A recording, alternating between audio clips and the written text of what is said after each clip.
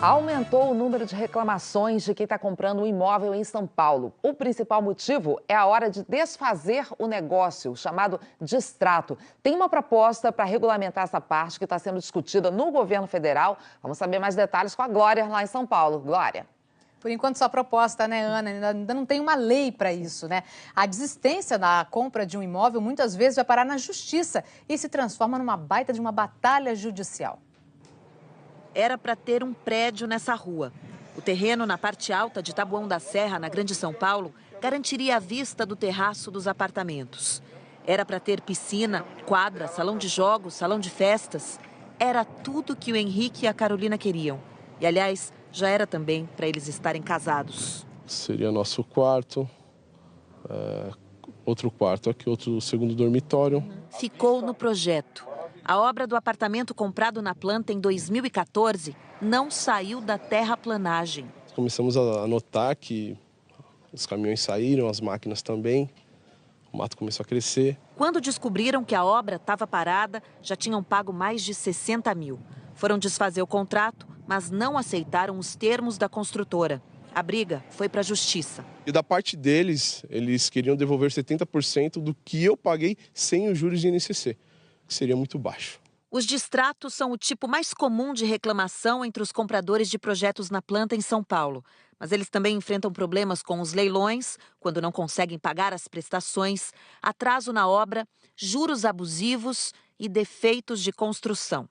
Enquanto isso, as vendas continuam de domingo a domingo naquele empreendimento em que o Henrique e a Carol compraram apartamento. A incorporadora Borges Fonseca diz que agora está tudo certo. Em nota, explica que sofreu um embargo indevido de um órgão público do Estado, mas que reverteu a situação com a nulidade do processo. Sobre a quebra de contrato com o casal, a construtora diz que segue as regras previstas no contrato. Não existe lei que defina os termos da desistência de compra ou venda de um imóvel na planta. Por isso, tanto debate. Representantes da construção civil e da Secretaria Nacional do Consumidor discutem os termos de uma medida provisória e chegaram a uma proposta. No caso de imóveis de até R$ 235 mil, se o consumidor desistir da compra, a construtora teria direito a ficar com 20% do valor já pago pelo comprador, desde que não ultrapasse 5% do valor do imóvel, fora o custo da corretagem. Para imóveis acima desse valor, a empresa poderia ficar com 50% das prestações já pagas, desde que não ultrapassem 10% do valor do imóvel, além da taxa de corretagem. Isso é pior do que os consumidores têm hoje, diz o presidente da Associação dos Mutuários de São Paulo.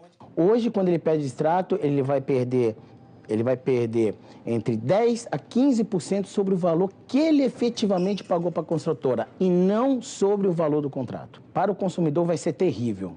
Ele vai perder ainda mais valores caso ele venha pedir o distrato, independente da época. O vice-presidente da Comissão de Defesa do Consumidor da OAB de São Paulo também acredita que essas condições estão muito longe do ideal para os compradores e defende que outras associações ligadas aos consumidores sejam ouvidas. É preciso que haja uma discussão nacional de forma ampla e de forma aberta com toda a sociedade. Da forma como se está sendo feito a toque de caixa por meio de medida provisória, somente com uma das partes envolvidas, isso fatalmente vai trazer um grande prejuízo para o consumidor. O casal já tem nova data para o casamento, em 2019. É para quando está prevista a entrega das chaves do outro apartamento que eles compraram na planta. No começo a gente até achou que não seria a hora certa, né, para entrar num novo apartamento, mas ele disse que iria dar tudo certo e fomos e estamos sonhando novamente. Bom, o casal ganhou em primeira instância. A construtora recorreu e agora o processo está em segunda instância.